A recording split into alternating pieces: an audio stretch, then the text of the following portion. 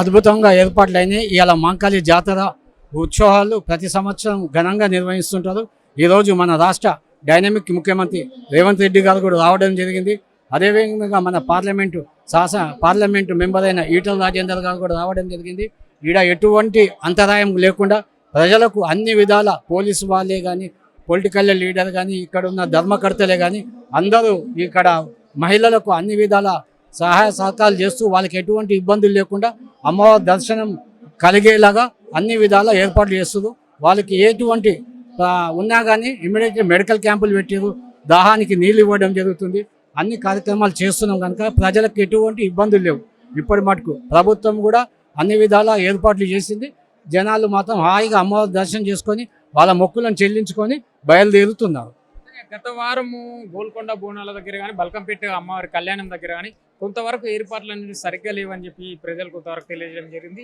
ఈ ఆదివారం ఇక్కడ సికింద్రాబాద్లో ఎట్లా అనిపిస్తుంది? ఇక్కడ మాత్రం అక్కడ ఏం జరిగిందో కానీ ఇక్కడ మాత్రం భారీ ఎత్తున ఏర్పాట్లు జరిగినాయి. మంచిగా ఇప్పుడు ప్రజలకైతే ఎటువంటి ఇబ్బందులు లేకుండా వాళ్ళు దర్శనాలు చేసుకొని బయలుదేరుతున్నారు. ఎందుకంటే నిన్న మొన్న చూసాము వర్షం ప్రభావం చాలా ఉండే కనుక ప్రజలు కొద్దిగా భయపడి ఉదయాన్నే వచ్చి దర్శనాలు చేసుకోరు. ఇప్పుడు కొద్దిగా తరలి వస్తూ అమ్మవారి దర్శనం చేసుకొని బయలుదేరుతున్నారు. ప్రజలు ఎక్కడెక్కడి నుంచి వస్తున్నారు? వివిధ రాష్ట్రాల నుంచి కానీ, వివిధ గ్రామాల నుంచి, జిల్లాల నుంచి రావడం అయితే జరుగుతుంది. వర్ష సూచన కూడా కనిపిస్తుంది. ఇంకా ప్రజలు వచ్చే అవకాశం ఉందా? ఏమైనా తగ్గే అవకాశం ఉందా? ప్రజలు వచ్చే అవకాశం ఉంది. ఎందుకంటే ప్రభుత్వం కూడా ప్రత్యేక బస్సులు ఏర్పాటు చేయడం జరిగింది. 175 బస్సులు ప్రభుత్వం ఏర్పాటు చేసి జిల్లాల నుంచి డైరెక్ట్ దేవాలయం దగ్గర వరకు బస్సులు ఏర్పాటు చేసేది కనుక ప్రజలకు ఎటువంటి ఇబ్బందులు లేవు. వాళ్ళు హాయిగా గుడికి రావడం, దర్శనం చేసుకోవడం, వాళ్ళ మొక్కులు మొక్కి వెళ్ళిపోవడం జరుగుతుంది. చాలా అమోఘంగా అవిచ్ఛిన్నంగా ఆశధారావర్తనలాగా నడుస్తుంది ఉత్సవాలు. ఉజ్జయిని మహాకాళి అమ్మవారు ఓమని కామనాబీజమని నిక్షిప్తమైనటువంటి దేవతామూర్తి. ఆవిడ దయా వాత్సల్యం విశేషంగా ఉండే అవకాశం ఉంది. 98 సంవత్సరాల నుంచి ఇవాళ పరదేవత యొక్క అనుగ్రహం వల్ల కేవలం లష్కర్ మాత్రమే కాదు, యావత్ తెలంగాణ ప్రజానీకం బాగా పరిడవిల్లేటువంటి అవకాశం ఉంది. సస్యశ్యామలంగా ఉండే అవకాశం ఉంది. నేను అమ్మవారిని అదే ప్రార్థన చేశా, ప్రభుత్వానికి మంచి రోజులు ఇమ్మని, ప్రభుత్వం సంక్షేమంగా ఉండాలని, వర్ష సూచన రావాలనే ఉద్దేశంలో నేను ప్రార్థన చేశాను. అంటే హైదరాబాద్ అంటేనే, తెలంగాణ అంటేనే బోనాలు అంటే ఎంతో ప్రత్యేకత. వివిధ రాష్ట్రాల నుంచి కూడా ప్రజలు తరలి రావడం జరుగుతుంది.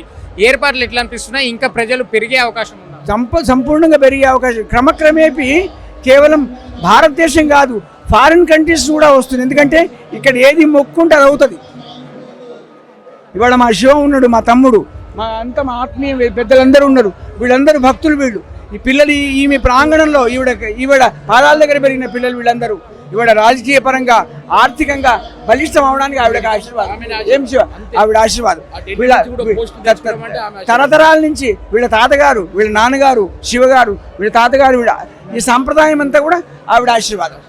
అంటే అమ్మవారు అంటేనే ఎంతో సత్యంగల తల్లి. ఏది కోరుకున్నా కోరిన కోరిక నెరవేరుతుందని ఒక నమ్మకం అయితే ఉంది. ఎట్లా చూడొచ్చు? ఆవిడ ముక్కు పొడగకి దండం పెడితే చాలు, సంతానం లేని వాడికి సంతానం అవుతుంది, ఆరోగ్యం భద్రపడుతుంది, ఆర్థికంగా పరిపుష్టమయ్యే అవకాశం ఉంది. సకల భౌతిక కోరికలు తీర్చే శక్తి ఉన్నటువంటి మహిమాన్విత మూర్తి ఆవిడ.